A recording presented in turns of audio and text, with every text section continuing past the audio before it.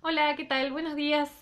Hoy es jueves, perdón, ahí está, es día de nuestra clase de literatura argentina. Hoy nos toca trabajar nada más y nada menos que con Martín Fierro. Digo nada más y nada menos porque es probablemente la obra capital de la literatura argentina, por lo menos del siglo XIX, ¿sí? Y con capital me refiero que condensa una serie de sentidos que la vuelven insoslayable.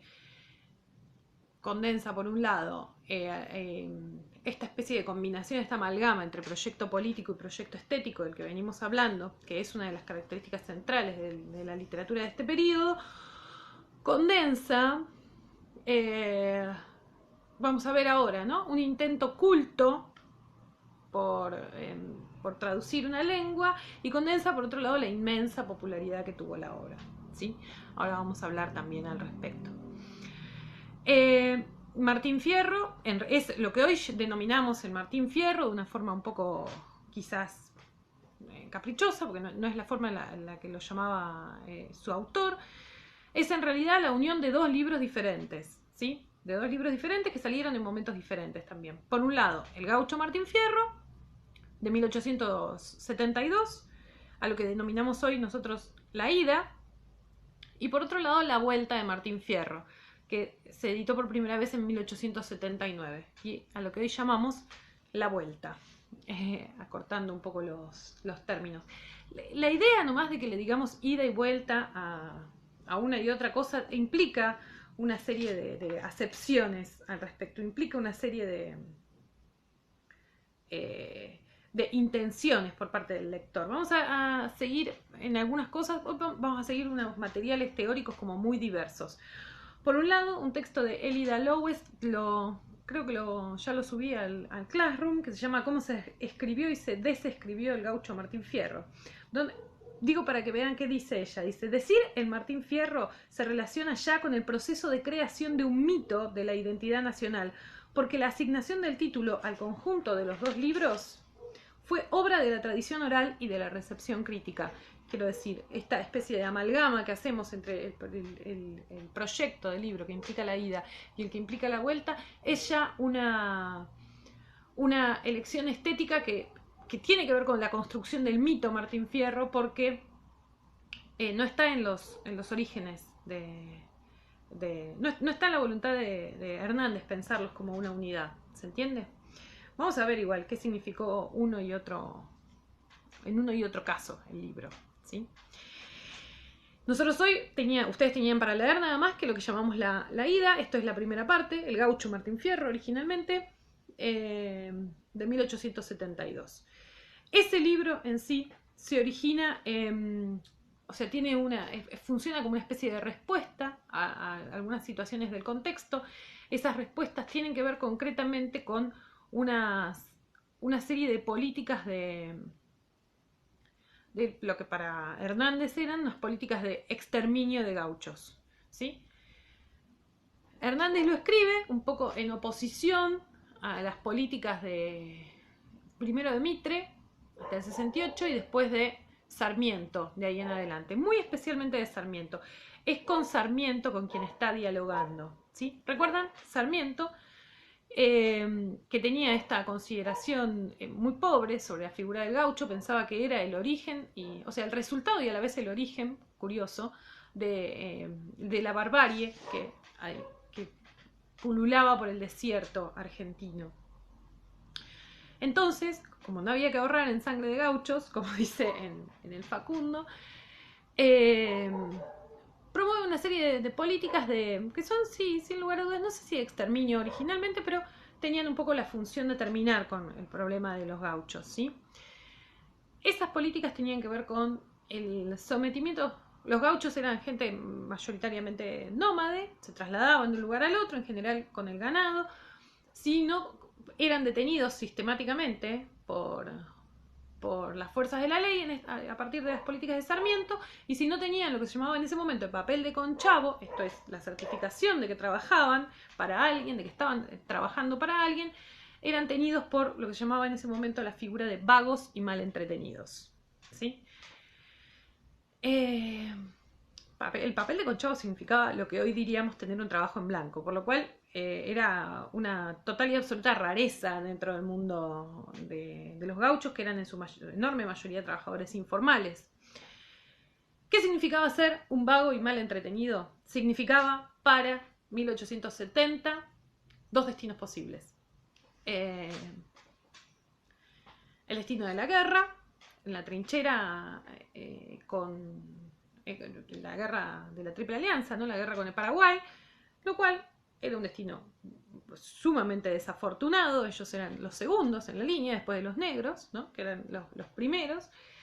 Y eran carne de cañón. Y además tenían que sufrir lo que significaba estar en circunstancia de guerra en la frontera norte, que era el hambre, las plagas y demás. Era una muerte segura. La otra opción que se les daba es la opción de Fierro, es la frontera.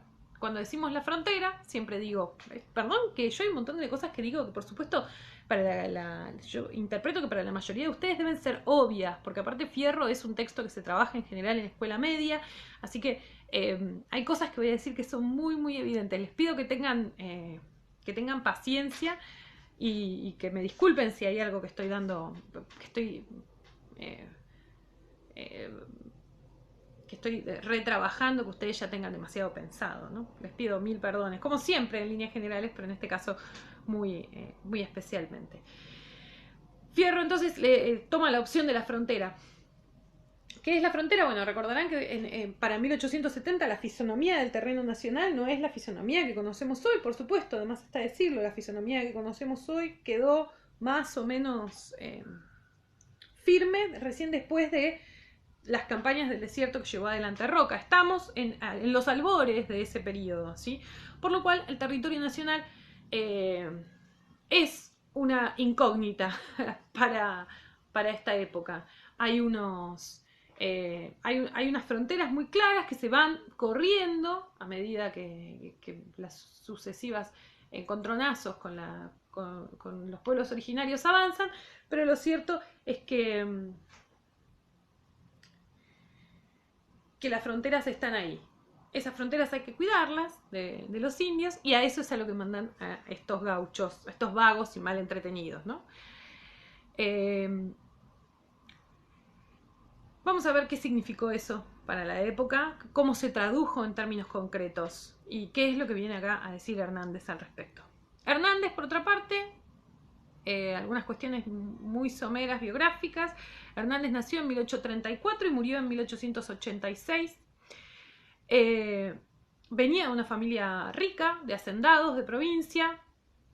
Se pasaba buena parte de su tiempo viajando entre distintos campos, verificando los funcionamientos y demás. Y es esa, vamos a decir, ese carácter trashumante de su profesión lo que lo puso en contacto con el gauchaje, con el criollaje más profundo, ¿no? Que habitaba tierra adentro. En términos políticos, recuerdan, es insoslayable para este momento todavía,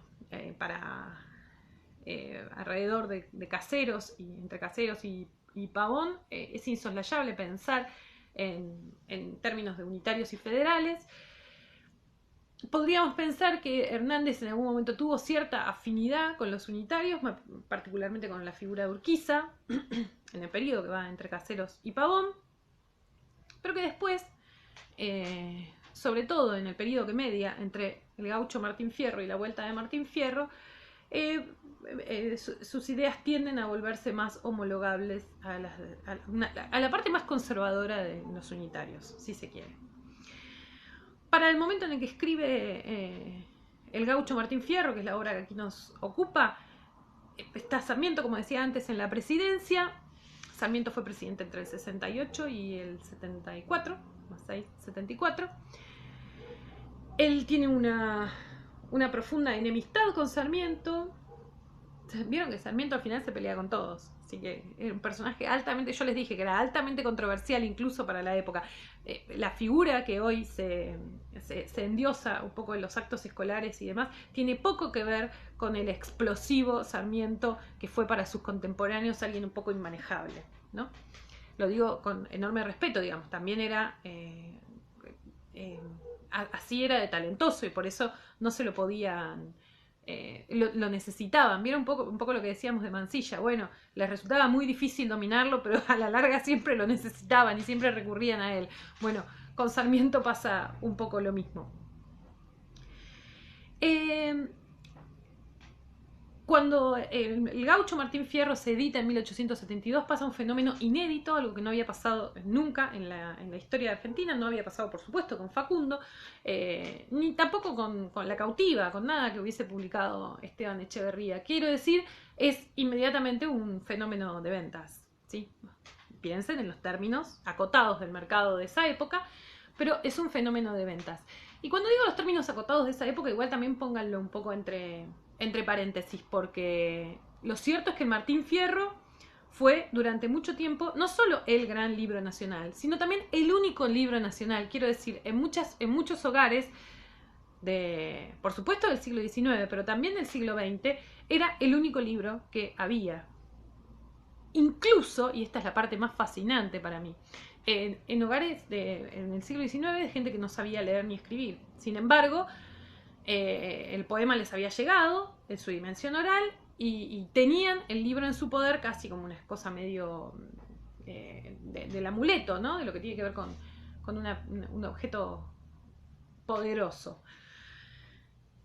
Ese es entonces la enorme caja de resonancia que tiene este libro que vamos a ver nosotros ahora.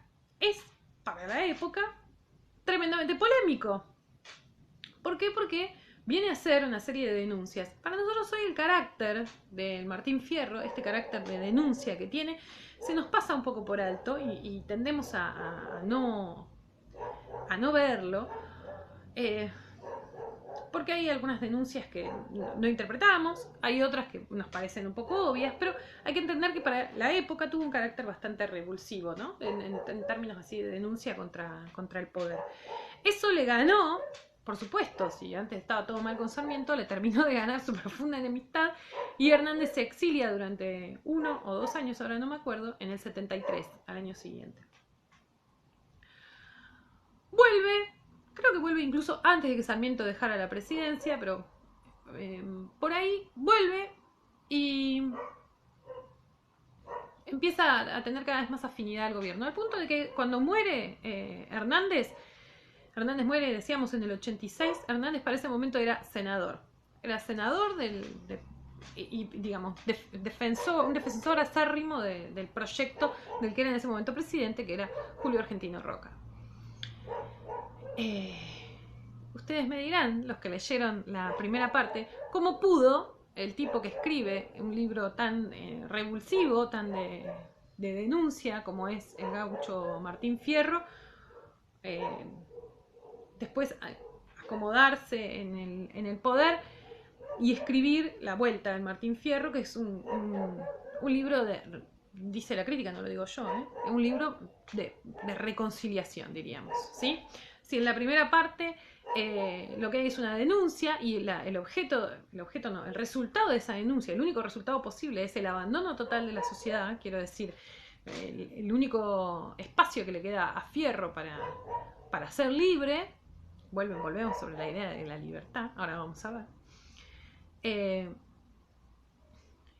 Decíamos, es el abandonar la sociedad, irse de la sociedad de los hombres, de la sociedad, de la civilización, diríamos, en términos sarmientinos.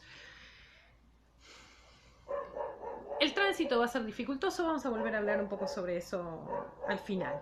El libro, decía, es un bestseller. Tiene 11 ediciones en 6 años, un récord total para ese momento. Mi perro no deja de ladrar, espero que no se escuche demasiado. Tengo 2 perros y mi perro es particularmente molesto. Tiene 11 ediciones en 6 años. Eso era también para la época, eso combinado con el carácter de denuncia, tenía como una cuestión así escandalosa prácticamente, ¿no? Era prácticamente un escándalo. Bien, no nos vamos a detener demasiado en la vida de Hernández. Hay un montón escrito al respecto. Hernández le pasó algo que le pasó solo a algunos escritores, ¿no? El personaje terminó siendo más importante que el propio autor. vieron que, no sé qué le pasó a Conan Doyle con Sherlock Holmes o algunos otros más, pero quiero decir, para que se den una idea de que no es una cuestión de solamente de nuestra contemporaneidad. Cuando murió Hernández, en el diario decía, murió el senador Martín Fierro, ¿sí? Por supuesto fue una errata, pero una errata que da cuenta de lo importante que pasó a ser el personaje, que pasó a tener casi una existencia por completo independiente de la de su autor. ¿Iba a decir algo más sobre esto? Sobre el tema de la caja de resonancia que tuvo el texto. Bueno, ya volverá.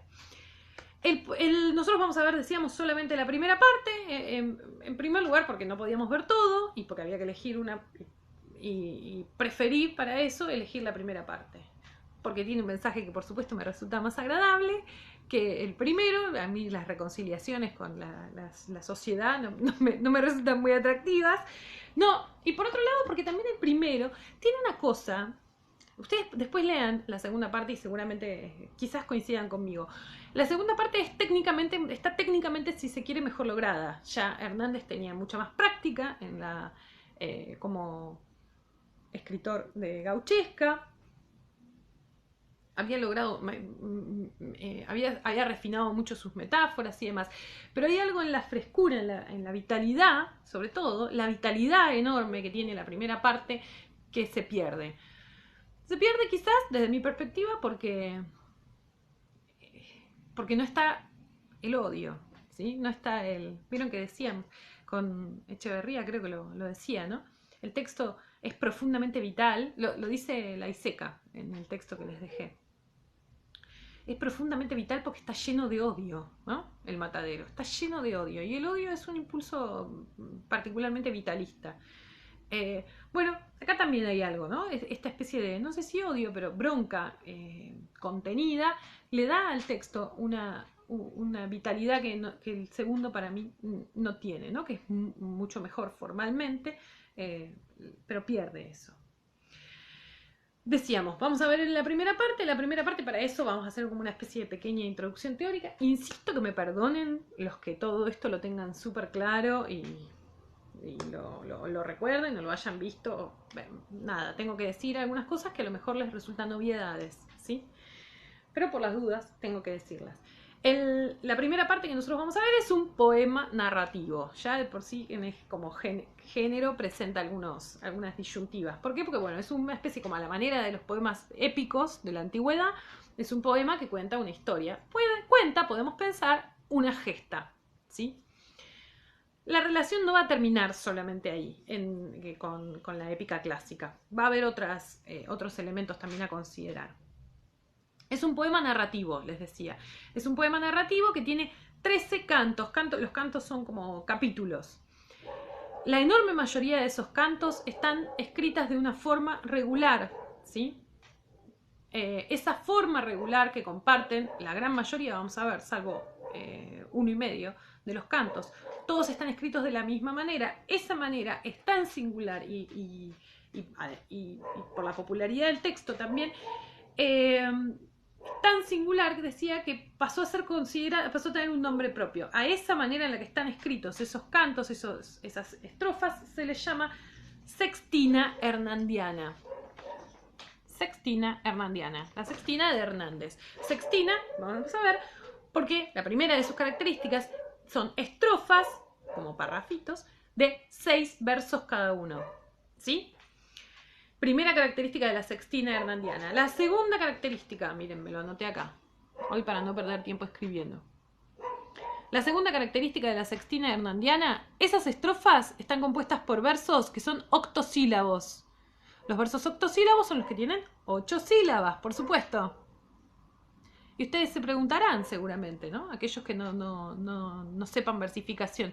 ¿Todos los versos tienen 8 sílabas en los 13 cantos? Sí, todos los versos tienen 8 sílabas en los 13 cantos.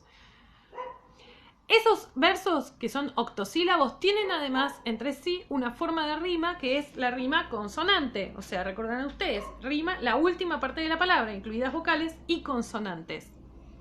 La rima es siempre, vamos a ver, sacando las excepciones de rigor, siempre la misma, ¿sí?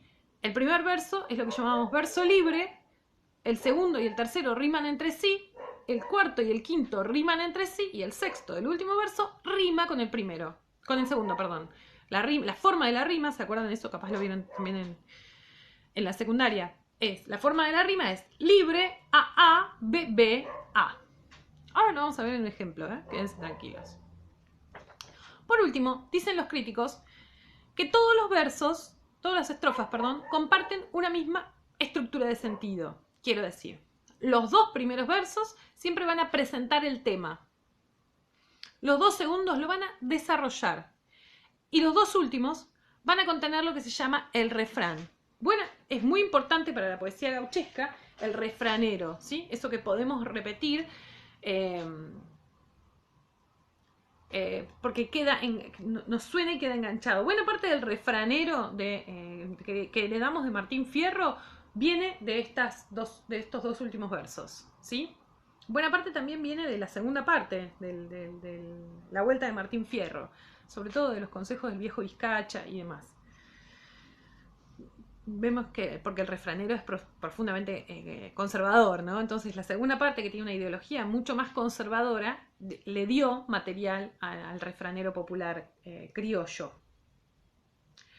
Bien, decía, vamos a verlo en un ejemplo, también me lo anoté. El ejemplo, usé la primera estrofa del libro, una estrofa que seguramente todos conocen. Dice, aquí me pongo a cantar, al compás de la vihuela, que el hombre que lo desvela una pena extraordinaria, como la ave solitaria con el cantar se consuela. Y yo dije extraordinaria, pero dice extraordinaria. Que es en general lo primero que llama la atención, ¿no? La grafía. Vamos a ver que las grafías, el propio Hernández lo plantea, tienen el objeto de representar de forma transparente un habla concreta. Bien, vamos primero con la versificación. Algunas cuestiones sobre versificación y separación silábica de los poemas que recuerden. Recuerden que los poemas se separan silábicamente, no por la gramática de la composición gramatical de la palabra, sino por la forma en la que se escucha. Sobre todo, aparte, miren, en esta poesía que es oral es esencial, pero igual eso siempre pasa en la poesía. Entonces, la separación silábica sigue la auditiva. Eso es importante por casos como estos, ¿no? Dice el texto, aquí me pongo a cantar. Y fíjense, aquí me pongo a, se une esa sílaba, queda una, porque yo no digo aquí me pongo a cantar, digo aquí me pongo a cantar, ¿sí?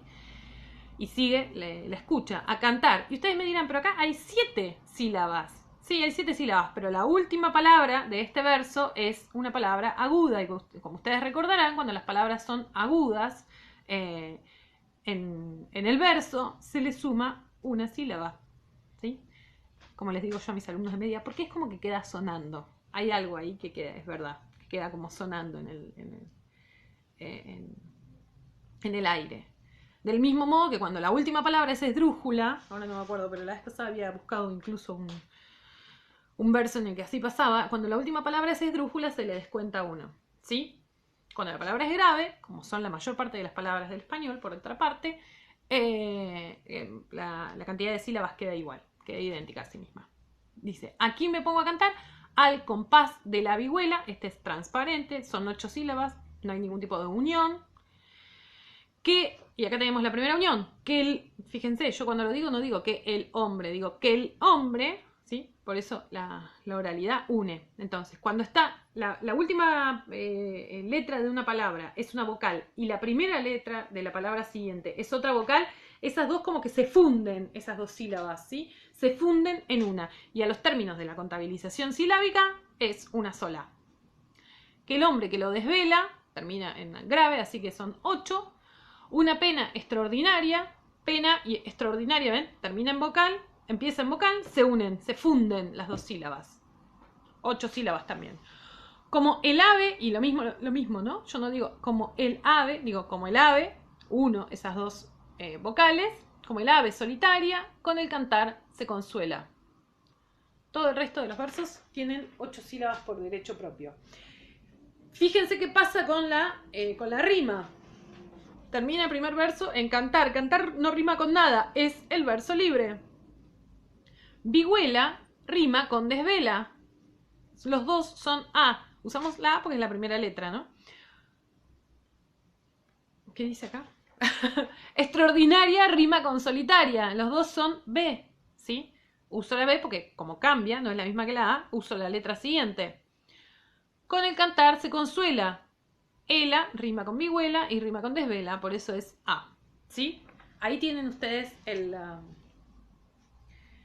la rima consonante que quería que vieran. Y por otro lado, la separación temática. Bueno, en los dos primeros versos, aquí me pongo a cantar al compás de la vihuela, nos indican, se presenta el tema, como dicen los críticos, de un tipo que va a empezar efectivamente a cantar, que el hombre que lo desvela, una pena extraordinaria, si se fijan hasta sintácticamente, esto es una proposición subordinada, una pena extraordinaria, como el ave solitaria con el cantar se consuela. Este es el refrán, ¿sí? El refrán, la catching phrase, dirían en inglés, al respecto del texto. Espero no haber sido demasiado confuso. Sé que no tener el pizarrón, mi pizarrón, es un momento crítico para trabajar versificación, no tener pizarrón. Quizás podría haberlo hecho de alguna manera, no sé, de alguna otra manera, usando ahí unos programas que sé que si uno escribe, hacen como un pizarrón, lo que sea, pero como no lo sé usar y no tenía tampoco tiempo para aprenderlo, espero que me tengan paciencia, en definitiva. Créanme que la fe, la voluntad que le pongo es la mejor, pero bueno, no siempre me salen las mejores cosas. Bien, la obra, decíamos, es una obra que tuvo una caja de resonancia enorme y yo creo, y acá viene lo mejor, ¿qué es lo que hizo que esta obra tuviese semejante popularidad para la época? ¿Es solamente porque era controversial? ¿Solamente porque era un texto de denuncia? No, estaba lleno de textos de denuncia de otro orden, de peor calidad, pero de otro orden, ¿sí? Creo que, en lo particular, creo que Martín Fierro combina a la perfección dos cosas que suelen caracterizar a los mejores libros de cada literatura nacional. Porque por un lado logra dar cuenta muy bien de un tipo específico de un carácter, va a decir el propio Hernández, específico de un lugar determinado, ¿sí? El gaucho. Hernández, recuerden que él piensa, nosotros por supuesto sabemos que no es así, pero él piensa que él está siendo transparente, esto es, que él está siendo casi documental en la forma en la que trabaja con la figura del gaucho, ¿sí? Lo vamos a leer ahora en el prólogo. Él piensa que está copiando literalmente la forma en la que hablan los gauchos. Nosotros sabemos que no es así. Sabemos que el Martín Fierro es uno de esos extraños casos en los que, extrañísimos casos, en los que alguien muy preocupado por traducir de forma transparente el habla de un determinado sujeto, termina creando una forma de hablar que es tan singular que después vuelve a bajar por sobre esos sujetos. ¿Qué quiero decir? Quiero decir que antes de Martín Fierro la gente no hablaba como Martín Fierro, ¿sí? Los gauchos no tenían nada que ver con el habla de Martín Fierro. Pero después de Martín Fierro, después de la enorme popularidad que tuvo Martín Fierro, parte del refranero criollo y demás, decíamos, se dejó impregnar, no solo por las frases literales de Fierro, sino por la respiración, por la forma de componer, la forma compositiva de Hernández,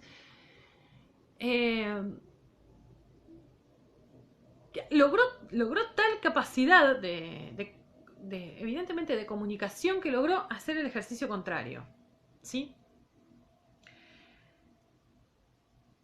Decíamos, eso es porque se trata de un texto que, combinando este tipo singular de un espacio muy determinado, habla en realidad de un universal humano, alude a los universales últimos de la literatura. Van a decir algunos autores, sobre todo del siglo XX, que eso tiene que tener una obra para ser un clásico. Italo Calvino decía que, ¿por qué leer a los clásicos? Decía, bueno, porque los clásicos hablan sobre los universales humanos, cosas que no terminan nunca de suceder. ¿A qué universal humano refiere la ida, o sea, el gaucho Martín Fierro? A la injusticia, ¿sí? El tipo que es tratado de forma injusta y que lo pierde todo y que por eso se convierte en un sujeto abyecto. Hay acá también, en la elección del tratamiento del tema en la propia lección de Hernández, vamos a escuchar nosotros todavía unos ecos, unos dejos de la perspectiva. Sí, iba a decir de la ideología, pero pensé, bueno, a lo mejor es un término demasiado gastado, ideología, para referirnos a esto, pero de la forma de ver el mundo, la cosmovisión romántica. ¿Por qué? Porque hay una explicación, hay una búsqueda de explicación del porqué del mal accionar de Fierro en el maltrato al que es sometido. Si ustedes se ponen a pensar, no sacando las distancias, salvando las distancias, perdón, en las cuales, en el caso de Fierro, el que lo maltrata es el Estado, el gobierno, mientras que en el otro caso es su propio creador. Hay algunos parecidos con la figura de la criatura en Frankenstein, ¿sí? Que es la obra del romanticismo por antonomasia. Decíamos, siempre el programa de Frankenstein es mostrarnos cómo nadie puede ser, como dice Sabater sobre Frankenstein, ¿no? Nadie puede ser bueno si no es tratado con bondad, ¿no? Eso es lo que viene, la tesis que viene a demostrar Frankenstein. La criatura es una criatura, cuando habla la criatura, es una criatura excelsa, ¿sí? Pero ha sido tratado de forma con enorme desdén y odio por su propio creador, por su padre, Frankenstein, ¿sí? Que lo desdeña ni bien lo ve con vida y después lo continúa desdeñando una y otra vez. Y eso lo termina convirtiendo en un sujeto abyecto, el colmo de la abyección, que es la criatura que es capaz de matar a un niño y demás. O sea, ese sujeto refinado, tratado de forma malvada, se termina convirtiendo en un abyecto. Bueno, algo parecido es el propósito de Martín Fierro. Hernández nos quiso demostrar con este libro que el problema que tenía la política de exterminio de los gauchos era que terminaba convirtiendo a sujetos que eran productivos en el campo, estos gauchos que vamos a ver sobre todo en el canto 2, ¿no? Produciendo de forma alegre, armónica con la naturaleza y también con la figura patriarcal de sus patrones y demás, los termina convirtiendo en delincuentes, ¿sí? En ese sentido, fíjense cómo se conecta con todo. Martín Fierro, podemos leer el Martín Fierro como una especie de tránsito entre dos de los tipos de gauchos que planteaba Sarmiento. ¿Se acuerdan cuando hizo en el capítulo 2 de Facundo? Hacía esa especie de taxonomía del gaucho y decía, ¿no? Bueno, está el rastreador, el vaqueano, el cantor y el gaucho malo. Él lo decía porque a él le interesaba decirnos que Facundo era un gaucho malo, ¿sí?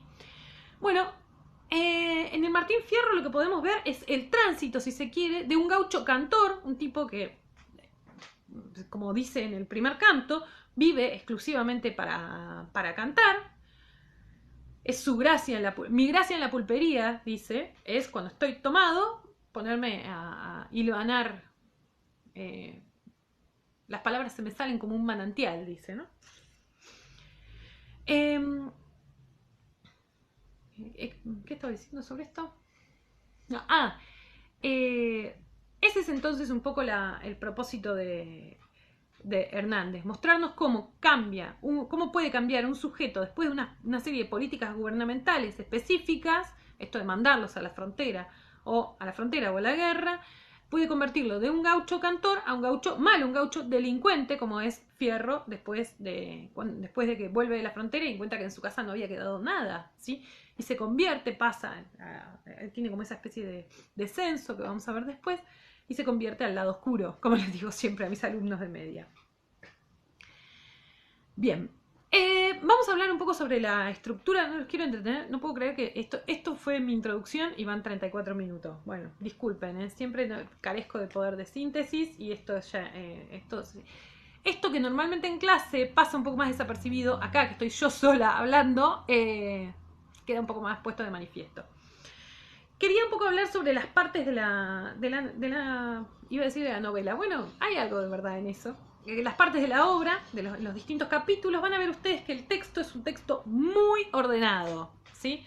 Veníamos de un poco de dos autores mucho más caóticos, de tres autores en realidad, pensándolo bien, Echeverría también, mucho más caóticos en su narración, mucho más hasta podríamos pensar como en el caso de Echeverría, ¿no? Como novatos en el género de la narrativa, y que eso producía cierta inconsistencia desde el punto de vista estructural. Bueno, todo eso en Fierro desaparece, porque si bien es un poema, tiene una estructuración muy muy precisa, las acciones van pasando concretamente, y los capítulos, cada uno de los capítulos tiene un objeto, ¿sí? Tiene un objetivo. Voy a ir repasando brevemente de qué trata cada canto. Voy a leer algunas estrofas que me parecen singulares, y que me parece que les puedo agregar algo en esto que ustedes están, en la experiencia de lectura que ustedes están haciendo. Siempre digo lo mismo, sabrán disculpar, yo soy bastante de madera leyendo gauchesca, quiero decir, la experiencia de la lectura de la gauchesca es casi tan importante como el texto, y digamos, yo solamente cumplo como lectora, quiero decir, leo las palabras una tras de la otra poniendo una entonación que no molesta de última, pero les recomiendo poderosamente, si pueden, ver algún texto, algún video en YouTube. Yo no busqué ninguno para hoy, el video que posteé es de otra cosa, pero algún video de YouTube donde haya alguien que sepa realmente leyendo el poema, y van a ver que la experiencia es diferente. Yo tenía un profesor en la facultad que además de que lo recitaba casi de memoria, lo leía de una manera que era 10 veces más conmovedor de lo que puedo llegar a lograr yo, ¿sí? Así que les recomiendo eso, busquen algunos. Bien, en el primer canto, quiero leer con ustedes, antes que nada, el prólogo, porque en el prólogo van a ver algunas de estas cosas que yo dije, como propósitos generales de Hernández, lo van a ver puesto de manifiesto. El prólogo tiene la forma de una carta, es la carta era una convención de la época, es la carta que le escribe supuestamente Hernández, digo supuestamente, pero no, creo que es así. Hernández, al que era su editor, José Zoilo Míguez, y dice lo siguiente: querido amigo, no me acuerdo si la edición que le subí tenía la carta, ahora que lo pienso. Bueno, si no, acá, mejor, es un efecto sorpresa. Querido amigo, al fin me he decidido a que mi pobre Martín Fierro, que me ha ayudado algunos momentos a alejar el fastidio de la vida del hotel, salga a conocer el mundo, y allá va, acogido al amparo de su nombre. Vieron que yo les decía, ¿no? Como tipo trashumante, que tenía que estar permanentemente viajando. Lo que hacía en sus tardes de tedio de hoteles de provincia era ir escribiendo la historia de Martín Fierro. No le niegue su protección usted, que conoce bien todos los abusos y todas las desgracias de que es víctima esa clase desheredada de nuestro país. Fíjense, ¿no? Ya como lo plantea, clase desheredada. Alguien desheredado es alguien que ha tenido algo y lo perdió, ¿sí? ¿Lo perdió por qué? Por Sarmiento, ¿sí? Es un pobre gaucho, con todas las imperfecciones de forma que el arte tiene todavía entre ellos, y con toda la falta de enlace en sus ideas, en las que no existe siempre una sucesión lógica, descubriéndose frecuentemente entre ellas apenas una relación oculta y remota. Fíjense, dice, en esta idea, pretensión totalmente naturalista que tenía Sarmiento, dice, voy a copiar incluso su forma de razonar, ¿sí? Una forma de razonar que no siempre es tan evidente, y a veces se vuelve medio laxa las ideas entre sí. A mí me gusta que además dice, el arte tiene todavía entre ellos. Ahí manifiesta, una idea del arte que es como una idea como evolutiva del arte, bien, bien propio del positivismo que está empezando a insertarse en esa época. Como bueno, el arte tiene un recorrido concreto que es único para todo el mundo, y hay algunos que están en un estadio anterior, como puede ser el gaucho cantor, y otros que están en un estadio posterior, como puede ser los civilizados, ¿no? Me he esforzado, sin presumir haberlo conseguido, en presentar un tipo que personificara el carácter de nuestros gauchos, concentrando el modo de ser, de sentir, de pensar y de expresarse que les es peculiar, dotándolo con todos los juegos de su imaginación, llena de imágenes y de colorido, con todos los arranques de su altivez, inmoderados hasta el crimen, y con todos los impulsos y arrebatos, hijos de una naturaleza que la educación no ha pulido y suavizado. Dos cosas acá interesantes. La primera, acá aparece esta idea como del buen salvaje, bien propia del romanticismo, ¿no es cierto? El problema del gaucho es que la educación no ha pulido ni suavizado estos impulsos de su altivez, ¿sí? Y la segunda cosa que quería mencionar sobre este párrafo, fíjense, él dice todo el tiempo, Y hay que ver que en eso me parece que el libro lo cumple. Dice, quise caracterizarlo en todo, en sus luces y sus sombras. Quiso construir, y esta es la parte interesante, como proyecto estético para Hernández, para esa época, quiso construir un héroe que encerrase sus propias contradicciones. También eso es uno de las señales del éxito, o sea, algo que explica el por qué el texto resultó exitoso, porque no es un héroe intocable, un héroe que tiene un héroe perfecto, ¿sí? Es un héroe que falla, si se quiere, ¿sí? En eso se parece a los mejores héroes de la literatura.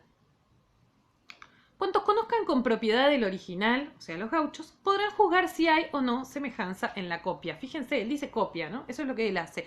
Copia, o él pretende hacer, copiar el tipo que existe realmente en la realidad. Quizá la empresa habría sido para mí más fácil y de mejor éxito si solo me hubiera propuesto hacer reír a costa de su ignorancia, como se haya autorizado por el uso en este género de composiciones. Pero mi objeto ha sido dibujar... Fíjense, primera parte, antes de avanzar sobre esa oración, primera parte. Dice, para mí hubiese sido más sencillo, hubiese tenido igual de popularidad si me hubiese concentrado en hacer reír a costa del personaje. El personaje del gaucho, para este momento y para bastante después también, es el personaje risible, sobre todo en el teatro de Argentina de fines del siglo XIX y de comienzos del siglo XX, ¿sí? Quiero decir el personaje burlado, porque era ignorante, de ahí viene el Fausto de Estanislao del Campo, ¿no? El personaje que era motivo de escarnio, si se quiere. Y él dice, para mí hubiese sido muy fácil hacer ese personaje. Fíjense que hasta en Jettatore es de 1900, 1901, ahora no me acuerdo, en Jettatore, el personaje risible, el personaje más risible, se supone que es una comedia, el personaje más visible es más risible es un gaucho, ¿sí? Perdón. Ahí está. Es un gaucho, ¿sí? De que supuestamente cuando entra en escena todos se burlan porque habla mal, porque tiene un montón de refranes también. O sea, porque lo que es burlable, evidentemente, es lo que tiene que ver con lo popular, ¿no? Para mí hubiese sido muy fácil hacer eso. Pero mi objeto ha sido dibujar a grandes rasgos, aunque fielmente, sus costumbres, sus trabajos, sus hábitos de vida, su índole, sus vicios y sus virtudes. Ese conjunto que constituye el cuadro de su fisonomía moral, me encanta fisonomía moral, es casi como si se lo hubiese robado a Sarmiento, ¿no? Para usarlo en su contra. Y los accidentes de su existencia llena de peligros, de inquietudes y de inseguridad, de aventuras y de agitaciones constantes. Y he deseado todo esto empeñándome en imitar el estilo abundante en metáforas que el gaucho usa sin conocer y sin valorar, y su empleo constante de comparaciones tan extrañas como frecuentes, en copiar sus reflexiones con el sello de la originalidad que las distingue y el tinte sombrío de que jamás carecen, revelándose en ellas esa especie de filosofía propia que, sin estudiar, aprende en la misma naturaleza. Fíjense, antes de continuar, qué tono paternalista que tiene el texto, ¿no? O sea, se empeña en copiar todas estas cosas que son un poco ridículas y risibles de los gauchos. Tiene esa cosa casi como un padre que quiere señalar los defectos y virtudes de su hijo. Digo porque es también interesante pensar en qué medida Hernández se propone este texto. Hay algo paradojal que después también sobre lo que quería hablar. Se propone este texto, darle la voz a un otro al que considera inferior a sí mismo, ¿sí? Quiere hacer como una especie de cuestión mediúmica sobre alguien a quien considera eminentemente inferior. No lo digo mal, ¿eh? No es una crítica. Al revés, Hernández por lo menos se preocupaba, les daba entidad humana, ¿no? No hay que ahorrar en sangre de gaucho a esto, hay un avance en humanidad extraordinario, pero digo, cómo en los pequeños detalles se trasluce esta superioridad moral que tiene Hernández por sobre su personaje.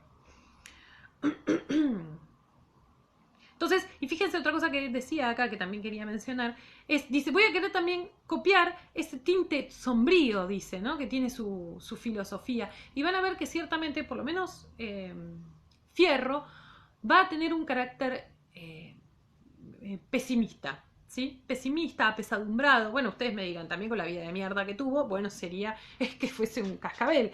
Pero vamos a ver que el caso de Cruz es diferente. Entonces hay ahí un intento de reflexión al respecto, ¿sí? Hay ahí también una reflexión sobre que si se quiere es positiva, ¿no? Estos seres que son inferiores intelectualmente son pesimistas. ¿Por qué? El positivismo nos lleva a pensar que el futuro es mejor. Bueno, nada, perdón. Sigo.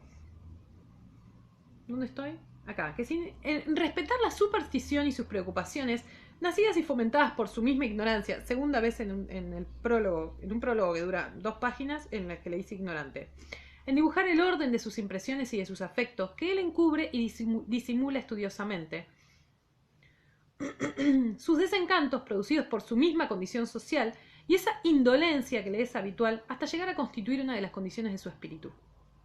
En retratar, en fin, lo más fielmente que me fuera posible, con todas sus especialidades propias, ese tipo original de nuestras pampas, tan poco conocido por lo mismo que es difícil estudiarlo, tan erróneamente juzgado muchas veces, y que al paso que avanzan las conquistas de la civilización, va perdiéndose casi por completo. Fíjense que la palabra que usó es la palabra sarmientina por excelencia, ¿sí?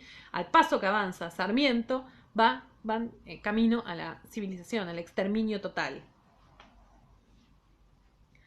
Sin duda que todo esto ha sido demasiado desear para tan pocas páginas, pero no se me puede hacer el cargo por el deseo, sino por no haberlo conseguido. Acá viene la falsa modestia, que es un clásico de los prólogos desde Homero, que no escribió prólogos, pero si los hubiese escrito seguro hubiesen tenido falsa modestia hasta hoy.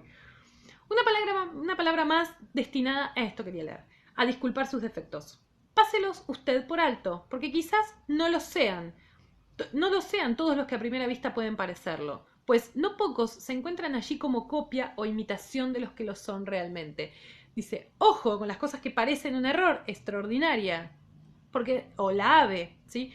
¿Por qué? Porque en realidad no son errores, sino copia de la forma en la que hablan estos sujetos, ¿sí?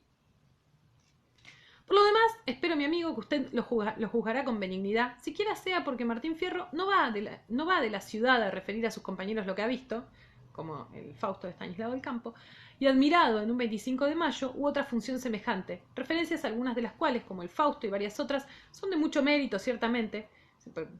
Tiene mucho mérito, ciertamente, el Fausto de Estanislao del Campo, pero no voy a reírme yo de los gauchos, ¿no? Sino que cuenta sus trabajos, sus desgracias, los azares de su vida de gaucho, y usted no desconoce que el asunto es más difícil de lo que muchos se imaginarán. Y con lo dicho basta para preámbulo, pues ni Martín Fierro exige más, ni usted gusta mucho de ellos, ni son de la predilección del público, ni se avienen con el carácter de su verdadero amigo, José Hernández.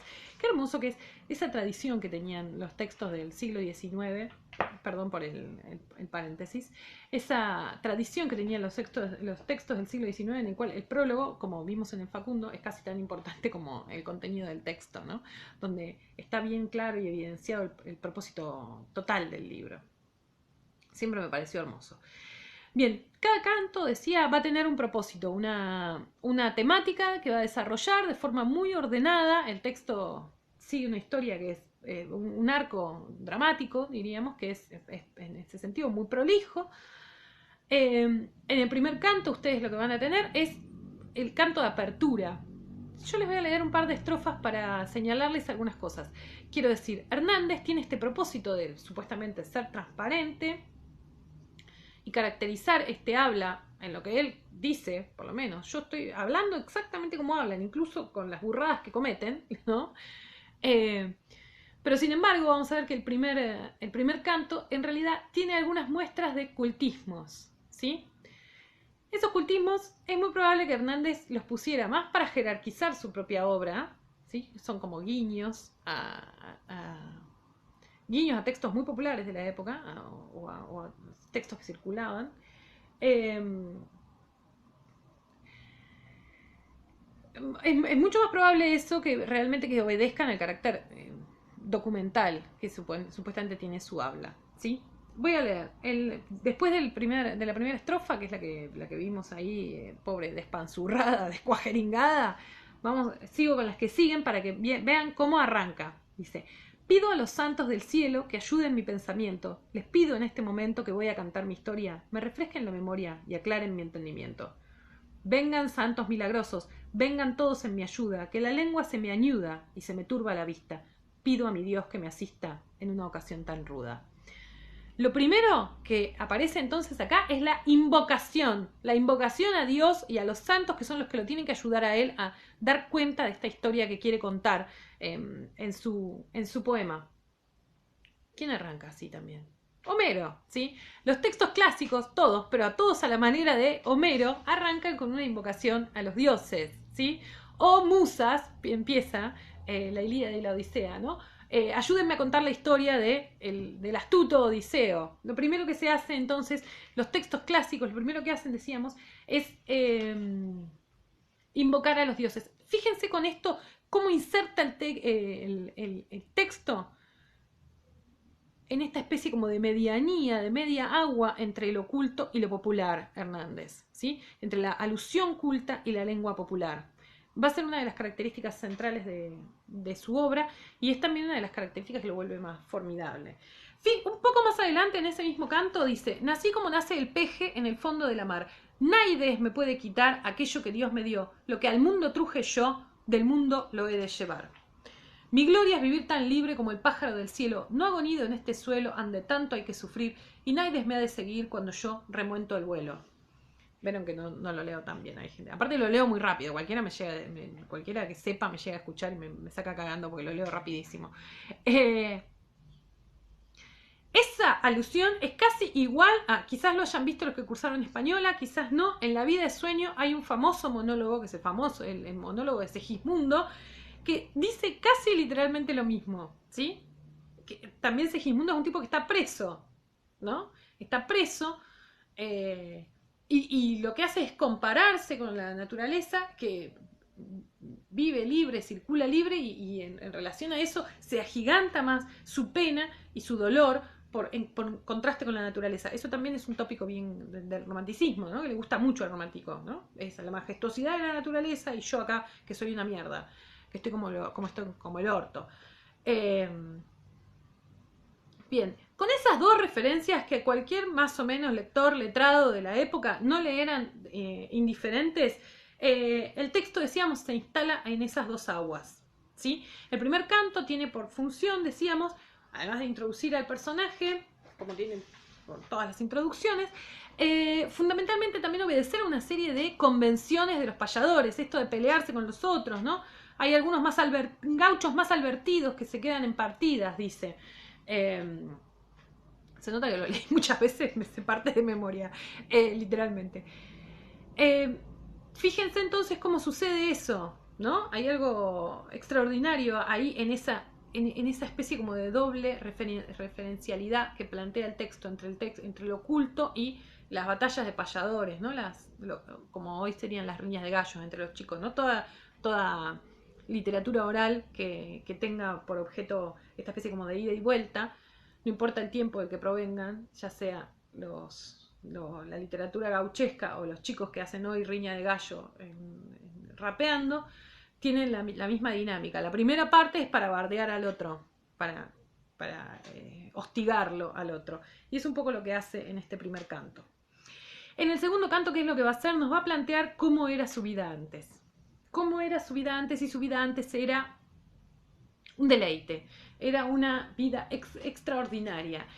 Hay en esta exageración, por supuesto, esta exageración tiene el objeto de después hacerla contrastar con cómo es su vida después, ¿no? La vida después de la arriada y después del fortín al que le toca ir. Pero hay también ahí una alusión a los textos clásicos, sobre todo a las novelas pastoriles y demás.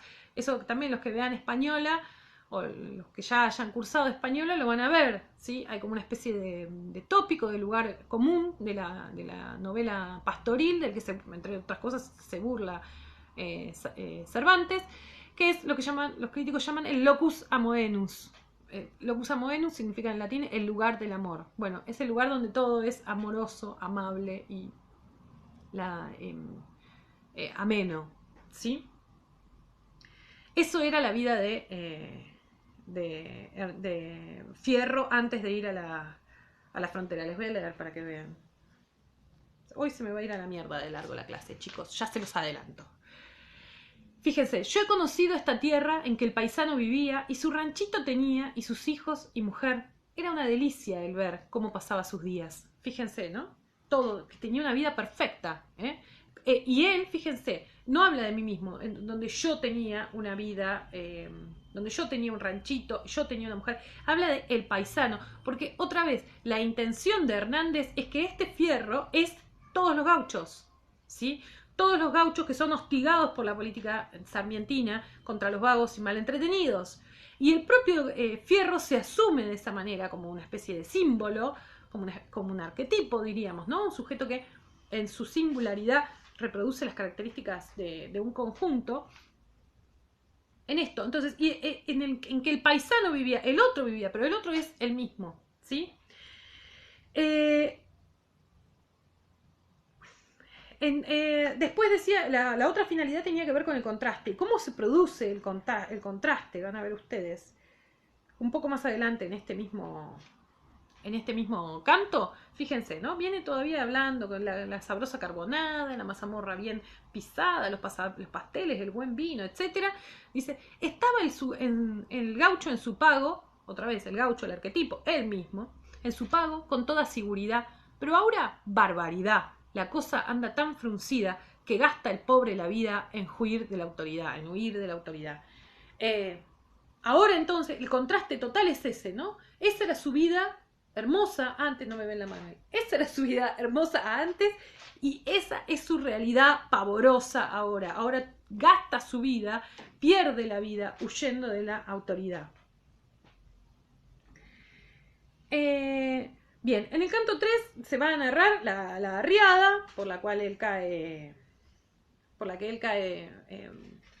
No voy a decir preso porque no cae preso. Hay también ahí.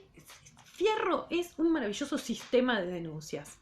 Quiero decir, la denuncia principal es, por supuesto, la denuncia contra Sarmiento, pero es en realidad un sistema auténtico de denuncias totales. ¿Por qué?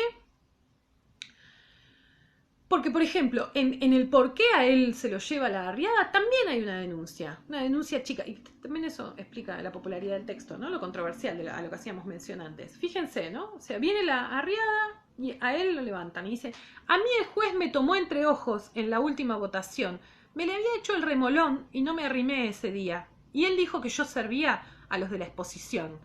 Lo que está denunciando es el fraude. Recuerden que en Argentina hasta 1914, hasta la ley 1420, el sistema por el cual se mantenía el partido gobernante en el poder tenía que ver con el ejercicio sistemático del fraude. Entonces, fíjense que ¿por qué a él también lo mandan a la frontera? Por venganza, porque el juez, una vez él no fue a votar, porque no le dio la regalada gana, y el juez pensó que era porque era de la oposición, el voto era cantado, ¿sí?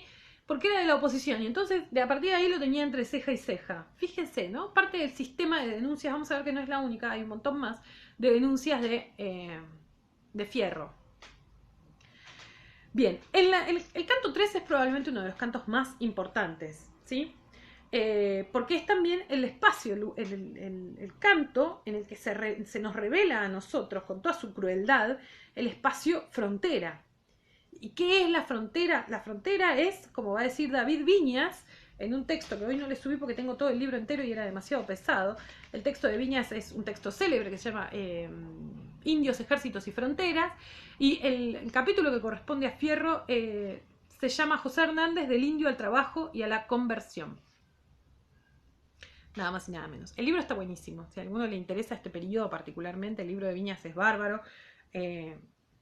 Y lo que busca es tratar de entender cómo para la generación del 80 las campañas del desierto fueron en realidad como una especie de etapa superior de la conquista española, ¿no? Está buenísimo. Si les interesa lo subo. No lo subí porque era muy pesado, lo tengo escaneado y pesa cualquier cantidad. Bueno. El tercer canto decíamos que es uno de los más largos, por otra parte tiene ese objeto, ¿no? Narrarnos el horror el horror del fortín. El tercer canto además tiene una estrofa, arranca con la primera estrofa del tercer canto, antes de lo que les leí recién, es una especie de síntesis de la primera parte de este libro. Dice: tuve en mi pago en un tiempo hijos, hacienda y mujer, pero empecé a padecer, me echaron a la frontera, y qué iba a hallar al volver, tan solo hallé la tapera. Fíjense, sintetiza perfecto, por lo menos hasta el canto 7, ¿sí? Hasta el canto 7. Sintetiza perfecto el argumento del texto hasta ese momento. No los voy a aburrir. Continúo en el canto 4. Recuerdan que él va a la frontera. Él va a estar, se iría entusiasmado, se lleva todas sus cosas de valor, su mejor caballo, su mejor poncho, sus boleadoras, todo lo que realmente valía de sus posesiones, se lo lleva. Además está decir que lo pierde todo en el fortín, hasta el caballo, le roban, se lo llevó un coronel, supuestamente para enseñarle a comer cebada, y después nunca se lo devuelven.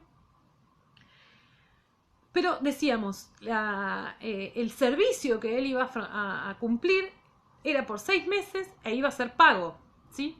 Él va con esa promesa, lo van a pagar y va a ser en 6 meses. Nosotros, con el correr de estos siguientes 3 cantos, nosotros sabemos que en realidad a él nunca le pagan. De eso va a hablar en el canto 4, un canto muy lindo también. Nunca le pagan, justo la única vez que pagaron, resulta que él no estaba en la lista y por quejarse casi lo estaquean. Nunca le pagaron y estuvo por otro lado 3 años enteros en el servicio, ¿sí? 3 años hasta que se fugó, digamos, ¿no? Podría haber sido mucho, mucho más tiempo. Todo el tiempo recala Fierro en la distinción enorme, la distancia que hay entre la promesa que le habían hecho y la realidad. Quiero decir, no es el maltrato del gobierno, no es solamente mandarlo a la frontera donde las cosas funcionan como el orto y donde todo es corrupción y pobreza, y enorme pobreza, y pasarla mal, sino que también el maltrato del gobierno se inicia en esta promesa incumplida, la promesa incumplida de que vas a ir, te vamos a pagar un sueldo por 6 meses por estar en la frontera, y el tipo está 3 años y jamás le pagan nada, ¿sí? Bien, el canto 5, bueno, empieza con la descripción de la corrupción, esta que permanentemente circulaba en el fortín. Bueno, lo bueno de que yo les haga video, siempre es que ustedes pueden pausar y después retomar otro día, donde ya no estén hartos de escuchar mi voz soliloqueando permanentemente, ¿sí? Empieza, decíamos, con la denuncia de la corrupción, ¿no? Fíjense, voy a leer unas estrofas. Allí tuito va al revés. Los milicos se hacen peones y andan por las poblaciones emprestados para trabajar. Los rejuntan para pelear, como cuando entran indios ladrones. Yo he visto en esa milonga muchos jefes con estancia y peones en abundancia y majadas y rodeos. He visto negocios feos a pesar de mi ignorancia. Y colijo que no quieren la barunda componer. Para esto no ha de tener el jefe, aunque esté de estable, más que su poncho y su sable, su caballo y su deber, ¿sí? Dice, he visto cosas muy feas, actos de corrupción muy espantosos, amén de los que describe, ¿no? En la frontera, dice. Y dice, y entiendo por otra parte que no hay voluntad o sea, entiende que es una voluntad del Estado eso, ¿sí? Que no hay una voluntad de enmendar esos errores. Dice, porque para eso no haría falta nada más que alguien que pusiera a hacer las cosas, se pusiera a hacer las cosas bien, ¿no? En el canto 6, yo por supuesto paso muy por encima las cosas. Y no pienso que hago esto para así los acompaño un poco en la lectura y no los dejo solos. Es un texto que yo entiendo que es para leer por primera vez, quizás sea muy, muy críptico. La edición que yo les mandé por otro lado no está muy bien anotada. Si ustedes tienen, yo traje acá, en mi casa hay muchas ediciones de Martín Fierro como hay en muchas otras casas. Por alguna razón que no termino de dilucidar, porque yo nunca, en realidad hasta que no empecé a dar clase, nunca fui muy admiradora de la gauchesca, ¿no? Porque la gauchesca es patriarcal, representa muchos de los principios que me desagradan ideológicamente, ¿sí? Sin embargo, después cuando empecé a dar clases sobre eso, empecé a entender algún carácter más libertario el que late, me parece a mí, en los principios por lo menos de esta primera parte de Fierro, que es un poco ingobernable y que me parece formidable, me parece fascinante, ¿no? O sea, una vez que logré despejar un poco la maleza que tiene que ver con el argumento, logré llegar al corazón, que tiene que ver con el universal humano. Y el corazón me parece que es una especie de canto a la libertad, ¿no? Y por eso me interpela. Bueno, este Fierro, por ejemplo, sí viene muy anotado, profusamente anotado. Si ustedes tienen uno en su casa, revisen. Las notas muchas veces nos salvan, porque nos explican cosas que no entendemos, que no podemos entender tampoco por el contexto y demás. Bien, en el canto 5 entonces denuncia la corrupción, nos cuenta, para colmo, que después de eso, para colmo, tuvo esta pelea con un gringo y cómo lo estaquearon, ¿no? Cómo la estaqueada era la forma de tortura por antonomasia en la frontera. El otro día leí una nota, nada que ver, era sobre los pichiciegos de Fowell, o sea, sobre la guerra de Malvinas, en definitiva. Y en la nota hablaba sobre la pervivencia, en realidad, en el imaginario popular, la pervivencia de Martín Fierro, que llegaba al punto de que en pleno fines del siglo XX todavía seguían usando la estaqueada entre los militares como forma de castigo, un poco porque había quedado en recuerdo de esto que Fierro había en algún punto cristalizado. Bien, perdón por el lapsus. Entonces, eso termina él de decidirlo, de abandonar la frontera, ¿sí? El episodio con el gringo, la pelea con el gringo y la estaqueada posterior termina de decidirlo por abandonar la frontera. El canto se cierra de la misma manera en la que abre, ¿no? Denunciando el mal funcionamiento y la corrupción permanente en la que está sumida la frontera, ¿no? Piensen otra vez en las dimensiones. El tipo no está hablando sobre algo del pasado, está hablando sobre la frontera contemporánea a la salida del texto, está hablando sobre la frontera de 1872. ¿Sí? Por eso digo también, piensen en la caja de resonancia de ese momento, ¿no? Del texto en ese momento concreto.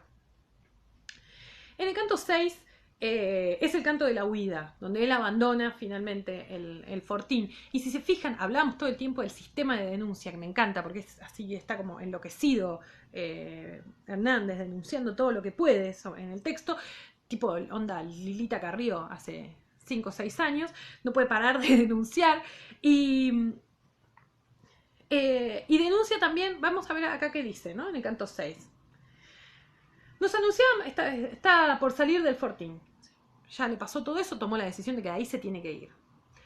Nos anunciaban que iríamos, sin carretas ni bagajes, a golpear a los salvajes en sus mismas tonterías, que a la vuelta pagarían licenciándolo al gauchaje. Que en esta despedición tuviéramos la esperanza que iba a venir sin tardanza, según el jefe contó, un ministro o qué sé yo, que se llamaba Don Ganza. Y que iba a reunir el ejército y tuitos los batallones y que traía unos cañones con más rayas que un contín. Pucha, las conversaciones por allá no tenían fin. ¿Qué está denunciando? El comienzo de las campañas del desierto, ¿no? El comienzo sistemático de las campañas del desierto. ¿Quién es Don Ganza? Martín de Gainza, ¿sí? El primer, el que tiene la calle acá en Caballito, el primer encargado de llevar adelante las campañas del desierto, que fueron campañas de exterminio. Pero fíjense cómo concluye él con eso, ¿no?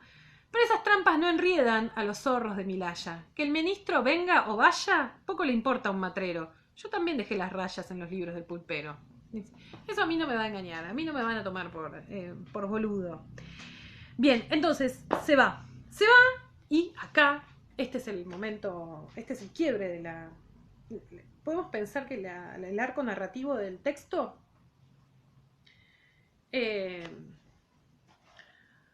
dibuja, bueno, como la mayoría, ¿no? Dibuja esto. Y acá, este vértice superior es este momento del texto donde él, después de todo lo que le costó, de los 3 años pasándola mal en la frontera, vuelve a su casa y no encuentra nada, ¿sí? Ese es el vértice de la historia. A partir de ahí empieza el descenso de Fierro. Leo esa parte. Volvía al cabo de 3 años de tanto sufrir al ñudo, resertor pobre y desnudo, a procurar suerte nueva, y lo mismo que el peludo, enderecé pa' mi cueva. No hallé ni rastro del rancho, solo estaba la tapera. Por Cristo, si aquello era para enlutar el corazón. Yo juré en esa ocasión ser más malo que una fiera. ¿Quién no sentirá lo mismo cuando ansí padece tanto? Puedo asegurar que el llanto como una mujer largué. Ay, mi Dios, si me quedé más triste que Jueves Santo. Solo se oían los aullidos de un gato que se salvó. El pobre se guareció cerca en una vizcachera. Venía como si supiera que estaba de vuelta yo. Al irme dejé la hacienda, que era todito mi haber. Pronto debíamos volver, según el juez prometía, y hasta entonces cuidaría de los bienes la mujer.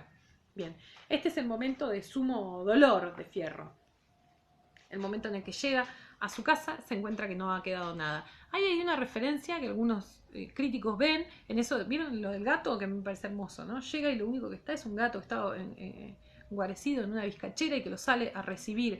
Ahí dicen ahí también una referencia, no sé si se acuerdan, en la Odisea, el primero que reconoce, el único que reconoce a Odiseo cuando finalmente, después de los 10 años que le toma volver, regresa a Ítaca. El único que lo reconoce es su perro, ¿no? Que lo estaba esperando en un rincón para morir.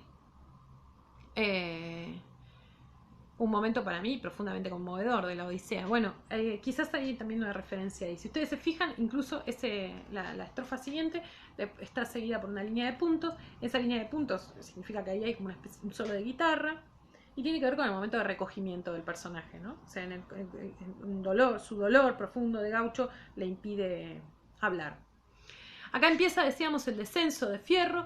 Fierro va a descender, le pasa como a todos los héroes de la literatura clásica, desciende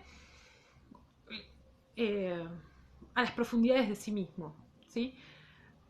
Esto en la literatura tiene un nombre en los clásicos, se llama catábasis, la catábasis del héroe. En el caso de algunos héroes, como por ejemplo de Odiseo, en la Odisea tiene que volver, ¿se acuerdan? Una de las cosas uno de los rituales por los que tiene que pasar es bajar literalmente al Hades, al inframundo. Y ahí tiene que ver a todos sus amigos muertos, a sus compañeros de batalla, y tiene que ver incluso a su madre, que él no sabía que había muerto, ¿no? En ese momento es un momento de prueba de sí mismo, es un canto formidable, el del descenso al Hades, que lo transforma por completo, porque él dice, bueno, me quedo acá, ya está, ¿sí? No vuelvo a subir. Requiere una prueba de carácter, un carácter excepcional como el de un héroe, ¿no? La vuelta al ascenso. Bueno, acá empieza la catábasis de Fierro. La catábasis de Fierro va a obligarlo a descender, la transformación, diríamos, él mismo, ¿no? Dice, prometí en ese momento ser más malo que una fiera, ¿no? La transformación de gaucho cantor en gaucho malo sucede acá, y los dos hitos que terminan de volverlo el gaucho malo tienen que ver con, por un lado, la muerte del negro y por otro lado la muerte del gaucho altanero, vamos a decir, ¿no? Una está narrado en el canto 7, que es el próximo, y la otra está narrada en el canto 8. El canto 7 está narrado íntegramente, no en sextinas, sino en cuartetas, ¿sí? En versos, en estrofas de 4 versos, a diferencia de la sextina. ¿Por qué elige eso Hernández? Bueno, porque justamente lo que tiene es que narrar acción, ¿sí? Van a ver la muerte del negro, la pelea con el negro y la pelea con el gaucho altanero. Los dos están caracterizadas por tener mucha acción. Para eso, dicen los críticos en general, prescinde de los dos últimos versos, de los versos del refrán, ¿sí? Prescinde de la última parte de la sextina. Les voy a leer un fragmento como para que vean cómo funciona. Acá. Supe una vez, por desgracia, él está mal, está como el orto. Volvió a la casa, no hay nada, no quedó nada, no quedaron sus hijos, ¿no? Que va a ser el motivo, lo que va a motivar la vuelta de Martín Fierro. No quedaron sus hijos, no quedó nada, no quedó su mujer, todos se han ido. Supe una vez, por desgracia, que había un baile por allí y medio desesperado a ver la milonga fui. Reunidos al pericón, tantos amigos hallé que, alegre de verme entre ellos, esa noche me apedé, se puso en pedo. Como nunca, en la ocasión por pelear me dio la tranca. Él era un gaucho tranquilo, ¿se acuerdan? Cuando se emborrachaba se ponía a cantar. Dice, como nunca esta vez le dio por pelear. ¿Por qué? Porque estaba en el descenso, estaba en contacto con la parte más oscura de sí mismo. Por pelear me dio la tranca y la emprendí con un negro que trujo una negra en ancas. al ver llegar la morena, que no hacía caso de Naides, le dije con la mamúa, va cayendo gente al baile, le dijo Vaca, ¿no? La gente entendió, la negra entendió la cosa y no tardó en contestarme, mirándome como a perro, más Vaca será su madre. Y entró al baile muy tiesa, con más cola que una zorra, haciendo blanquear los dientes lo mismo que Mazamorra. Negra linda, dije yo, me gusta pa' la carona, y me puse a talarear esta coplita fregona. Y lo que va a cantar es una copla racista, ¿sí? O sea, fíjense, es el canto dentro del canto, ¿no? Una cosa medio especular que tiene. A los blancos hizo Dios, a los mulatos San Pedro, a los negros hizo el diablo para tizón del infierno. Había estado juntando rabia al moreno de Endejuera. En lo oscuro le brillaban los ojos como linternas, ¿no? Bueno, ahí lo ve el negro y lo mata. La muerte del negro me hirvió la sangre en las venas y me le afirmé al moreno, dándole de punta y hacha para dejar un diablo menos. Por fin en una topada en el cuchillo lo alcé y como un saco de huesos contra el cerco lo largué. Bien, ahí lo mata el negro. La muerte del negro es la única que va a pesar en la conciencia de Fierro, ¿sí? Vamos a ver que en el libro mata a bastantes personas, lo van a ver. Pero la única muerte que va a pesar en la conciencia de Fierro es la muerte del negro, porque es una muerte gratuita, digamos, la muerte que él mismo produjo por ser un bardero. Y por otro lado, porque el negro al negro no lo han enterrado. Recuerden que, como decía Hernández, los gauchos estaban llenos de supersticiones. Y en cierta medida, lo va a decir después, ¿no? Pensaba que daba vueltas con un alma en pena, ¿no? La figura del negro, que lo va a asolar más adelante. En el canto 8 se vuelve a matar a alguien, la mitad del canto está hecho en cuartetas, la otra mitad en sextinas, vuelve a matar a alguien, esta vez es este gaucho altanero. Esa muerte a él no le pesa porque considera que el otro empezó la pelea, claramente.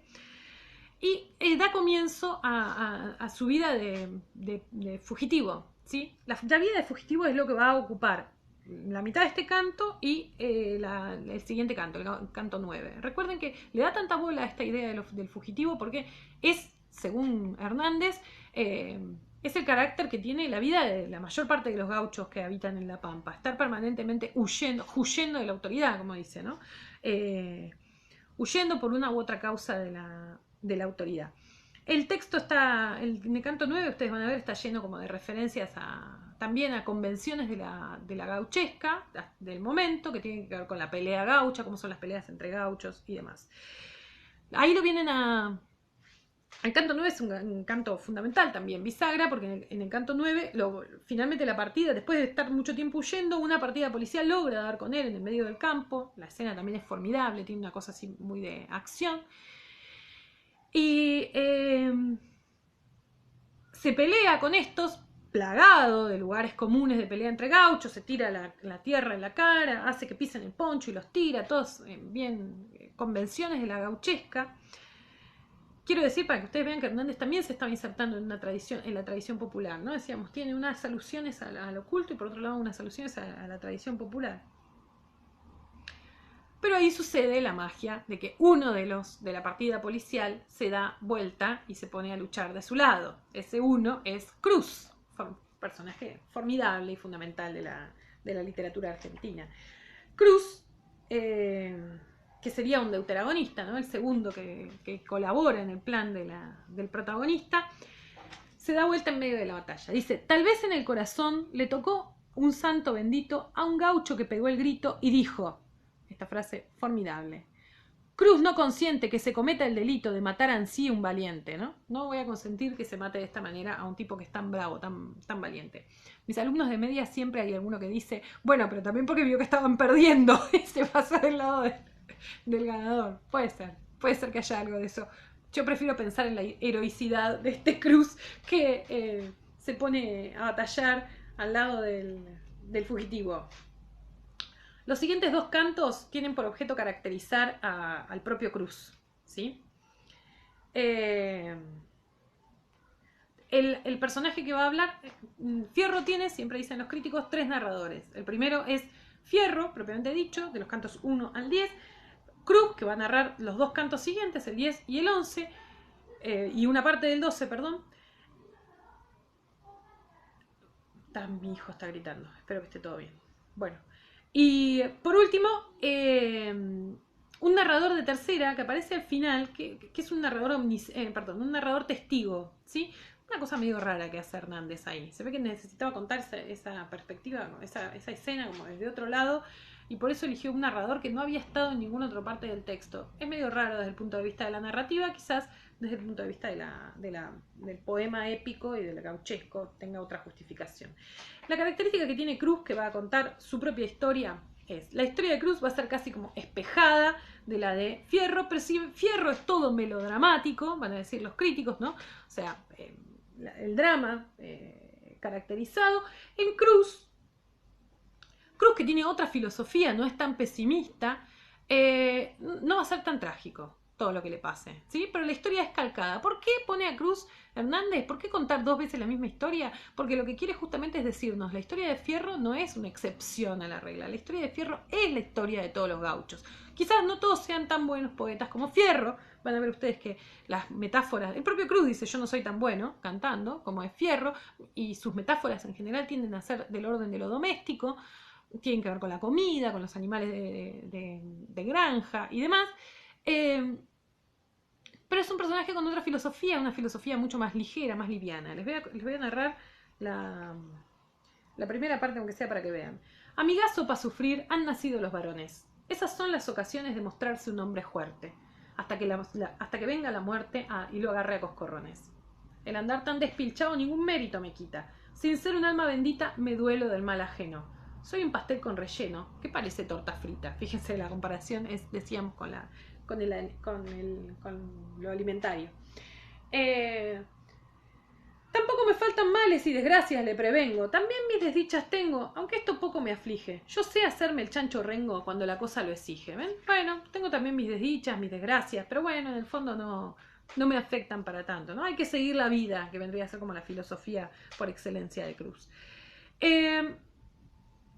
Cruz también hace sus pequeñas denuncias, también habla de lo mal que están manejadas las milicias, y los 2 cantos siguientes va a mostrarnos que, decíamos, que tiene como esa historia como paralela, espejada a la de Fierro. En el último canto entonces retoma la palabra Fierro, hacia el final, y Fierro le hace la propuesta, ¿no? O sea, lo que le propone Cruz es, bueno, sigamos juntos a partir de acá. Y Fierro le hace esta contrapropuesta que es pasemos al lado de los indios. Y ahí viene la parte que es como una especie de idealización de la vida de los indios, va a decir David Viñas, ¿no? Sobre todo lo que tiene que ver con el trabajo. Esperen que les voy a leer esa parte para que vean.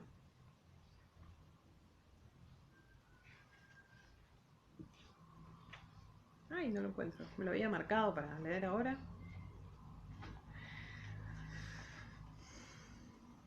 Acá. Y yo, empujado por las mías, quiero salir de este infierno. Ya no soy pichón muy tierno y sé manejar la lanza, y hasta los indios no alcanza la facultad del gobierno. Yo sé que allá los caciques amparan a los cristianos, y que los tratan de hermanos cuando se van por su gusto. ¿A qué andar pasando sustos? Alcemos el poncho y vamos. En la cruzada hay peligros, pero ni aun esto me aterra. Yo ruedo sobre la tierra arrastrado por mi destino, y si erramos el camino, no es el primero que lo erra. Esperen que más adelante, acá. Allá habrá seguridad, ya que aquí no la tenemos. Menos males pasaremos, y ha de haber grande alegría el día que nos descolguemos en alguna toldería. Fabricaremos un toldo, como lo hacen tantos otros, con unos cueros de potro, que sea sala y sea cocina. Tal vez nos falte una china que se apiade de nosotros. Allí no hay que trabajar, vive uno como un señor. De cuando en cuando un malón, y si de él sale con vida, lo pasa echado panza arriba, mirando dar vuelta al sol, ¿no? La propuesta de Fierro es entonces, vayamos a vivir con los indios, que los indios tienen, y acá viene como una especie de locus amoenus de los indios, que es, no hace falta trabajar para un otro que nos explote como nos han explotado el resto de los cristianos. La parte 2 del libro nosotros vamos a ver que tiene como la contracara de esto, ¿no? O sea, vamos a ver que él, como dice, me había notado algo para leerles de Viñas. Hay 2 infiernos en Martín Fierro, el de la frontera cristiana y el de la toldería, ¿no? O sea, la frontera cristiana es el que se narra en la primera parte, y el el del Fortín, y la segunda parte lo que nos va a narrar es la mirada civilizatoria sobre los indios, en el que va a contarnos cómo era supuestamente la vida en la toldería. Después, por supuesto, aparece este narrador testigo, decíamos que es el que cierra un poco la historia y nos cuenta con la perspectiva de un otro cómo estos dos se van hacia la lejanía. Así cierra el texto, que es un texto, en ese sentido, decíamos, como bastante redondo, ¿no? En el sentido de lo narrativo. Dos cosas quería señalar antes de dejarlo. No puedo creer haber hablado tanto. Es una locura que esté hace 1 hora y media hablando sola. A veces pienso que realmente mi salud psíquica la ha visto más alterada estos videos que la cuarentena. No. Pero quiero, en primer lugar, hablar sobre algunas cuestiones que tienen que ver con el género gauchesco y esta difícil denominación que tiene que ver con el origen del género. En primer lugar, porque el género, desde su estatuto originario, es un género conflictivo. ¿Por qué? Porque Hernández escribe, decíamos, ¿no? Como esta cosa mediúmica, incorporando la figura del gaucho, sin ser el mismo un gaucho, sino de la clase exactamente contraria, ¿no? Era un miembro de la clase alta de la sociedad. Dice Ludmer en el género gauchesco, texto que dejé para que vieran también. Les dejé todo el libro, es una barbaridad, pero si quieren pueden leer la introducción o el primer capítulo también, que está bueno. Dice, la definición del género gauchesco, la estoy parafraseando, no es literal, podría pensarse como un género único que hace un uso letrado de la cultura popular. ¿Observan? Las dos aguas ahí tratando de dialogar. Se trata del uso de la voz, de una voz, y con ella de la acumulación de sentidos de un mundo que no es del que escribe, no es la voz del que escribe, ¿no? Eso ya lo vuelve algo bastante singular. El texto que ya les cité de Elida Lowes, cuando habla de eso, dice: la literatura gauchesca es un híbrido. Es una literatura de alianza de clases. Yo eso de alianza lo pondría un poco entre paréntesis, porque alianza implica como cierta voluntad de ambas partes, ¿no? Una literatura de alianza de clases que desde adentro de la denominación misma toma distancia del objeto de su elaboración poética.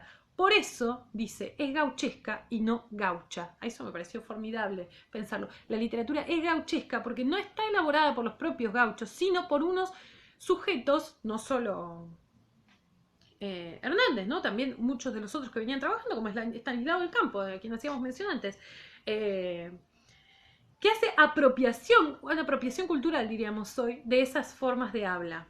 Una apropiación cultural que implica siempre una serie, y esto no nos olvidemos, de transformaciones, ¿sí?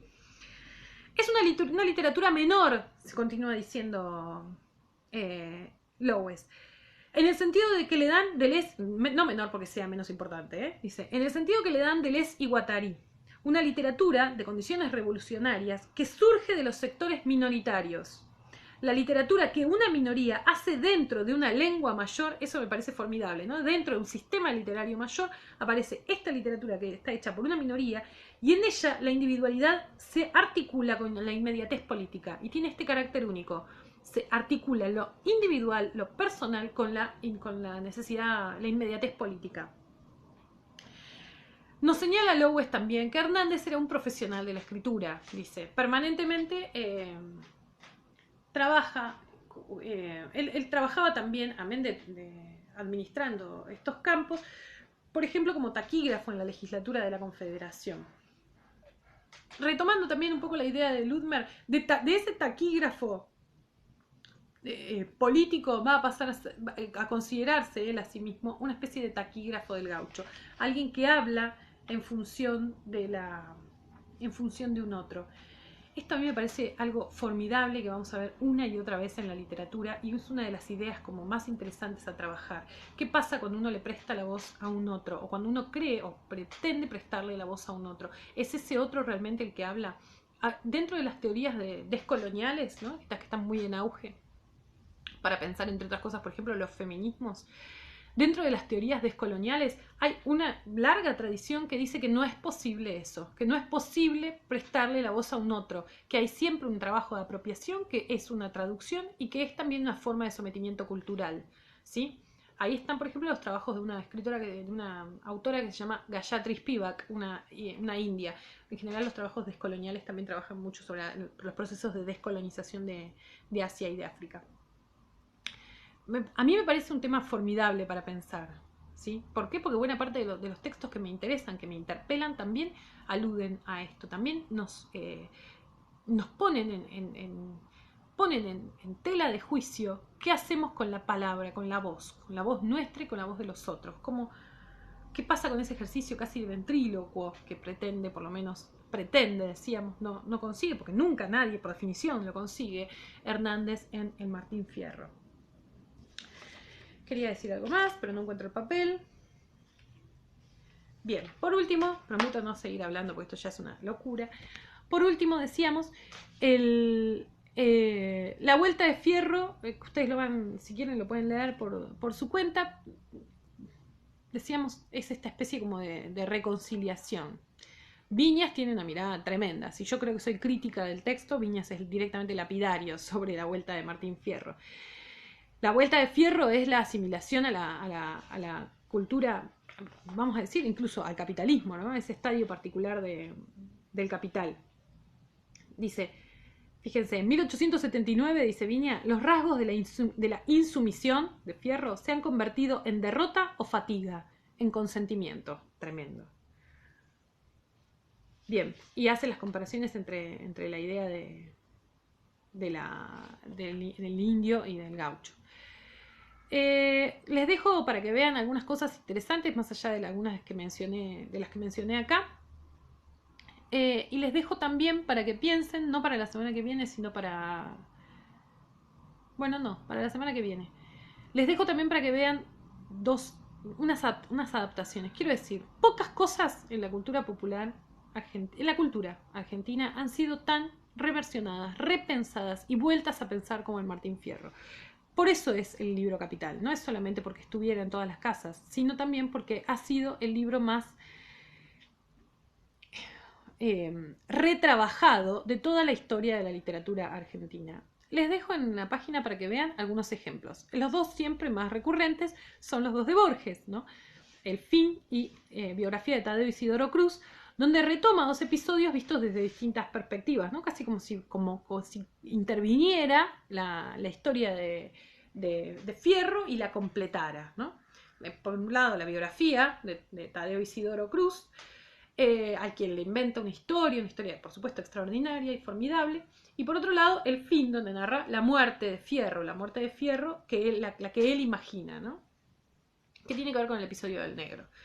Léanlos, son dos cuentos formidables y por supuesto son insoslayables cuando pensamos en cómo los ecos de Martín Fierro siguen atravesando la cultura argentina. Pero lo interesante es que no solamente en la década del 40 y el 50, cuando Borges escribió esos cuentos, se seguía pensando en Fierro. Quiero decir, también les dejo un cuento de Martín Coan, que se llama El amor, que es del año pasado, en el que trabaja la relación romántica que él imagina entre Fierro y Cruz, del otro lado, o sea, entre la parte 1 y la 2, sería, del otro lado de la frontera. Un texto hermoso, que es un texto realmente muy amoroso, ¿no? Con la figura de ambos. Y voy a ver si logro sacarles una foto, porque no encontré ninguna parte digitalizada, pero para que vean, el año pasado, creo que fue en 2019, o 2018, bueno, ahora no me acuerdo, salió Las aventuras de la China Iron, de Gabriela Cabezón Cámara. Texto que lo que busca es, en una clave totalmente delirante, pensar en qué habrá sido de la vida de la mujer de Fierro, esa mujer que cuando él encuentra no la ve, no estaba más, se había ido, él dice, se habrá ido con algún gavilán, dice, bueno, lo que imagina la China Iron, por supuesto, es una historia que está muy lejos de la imaginación de Fierro. Voy a ver si logro sacarles una foto.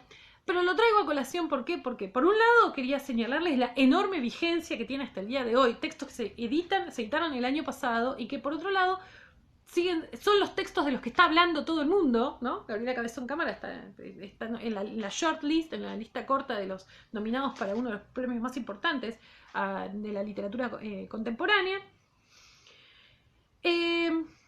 Por ese libro, quiero decir.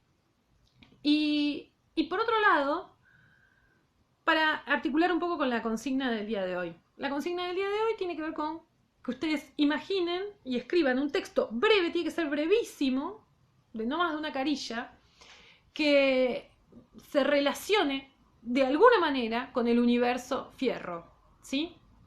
el universo, cómo se relacionan estos ejemplos que yo les di, ¿no? Que les di oralmente y que tienen ahí para leer. Los 2 de Borges, el de Cohen, el de Gabriela Cabezón Cámara. Hay muchísimos más, ¿eh? Yo elegí nada más que esos 4 porque tampoco da a saturarlos. Pero me interesa que intervengamos a la historia, a esta historia general, que ha sido la historia más intervenida de la historia de la literatura argentina, ¿sí? Casi como meter una cuchara y agregar lo que uno tenga para decir y tenga para pensar desde nuestra contemporaneidad hacia ese texto, ¿sí? Vayan haciéndolo con tiempo. Sé que puede ser una consigna complicada, así que háganla como cuando vayan pudiendo, ¿eh? Por favor, nunca se sientan atosigados por mí. O sea, realmente no es mi voluntad llenarlos de tareas ni nada, pero también les quiero hacer propuestas que para ustedes puedan ser entretenidas para pensar sobre todo estas cuestiones que tienen que ver con nuestro lugar como escritores y nuestro vínculo con la tradición. Bueno, entonces esa es un poco la consigna. Es una consigna ambiciosa, tómense su tiempo. La clase que viene nosotros vamos a seguir brevemente con Gorriti, con Juana Manuela Gorriti. Con ella vamos a trabajar algunas otras cosas que quedaron de lado y van a hacer como actividad de escritura la actividad de cierre de la unidad 1, ¿sí? Vamos a hacer como una especie de balance las bolas, nada, una reflexión sobre algunas cuestiones que estuvimos viendo, ¿sí? Tranqui, que ya lo tengo todo pensado. Bueno, espero que estén muy bien, que se estén cuidando. Nada, hacemos lo que podemos en este contexto, ¿sí? Les pido como siempre que si tienen alguna cuestión que quieran conversar particularmente, alguna dificultad o alguna observación o algo que les guste también, me lo comuniquen, porque yo no tengo el feedback de ustedes, es lo que más extraño de todo. Quiero decir, amén de mi salud psíquica que he perdido por hablar 1 hora y media completamente sola. Pero extraño mucho el feedback, así que cualquier cosa que ustedes tengan para decirme siempre para mí es una perla y la recibo con enorme alegría. Bueno, nos vemos y que estén muy bien.